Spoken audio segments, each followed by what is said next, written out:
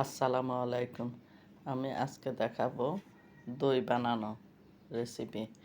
আমার এই দইটা কোনো টকও হবে না, মিষ্টিও হবে না।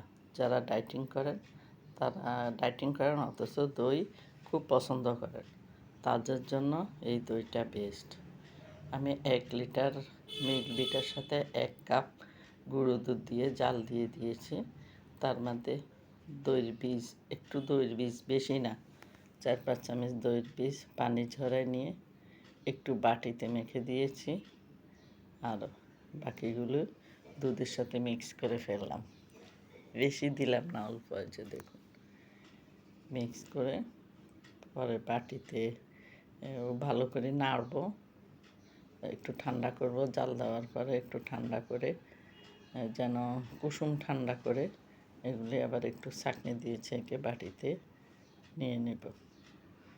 বাটিটা একটা পাতিলে ফ্রাই প্যানে পানি দিয়ে বাটিটা বসিয়ে দিব, ছিদ্র বন্ধ করে ঢাকনা দিয়ে রাখবো আধা ঘন্টা পরে আমার দইটা হয়ে যায়। তারপর ঠান্ডা করে ফ্রিজে রাখবো।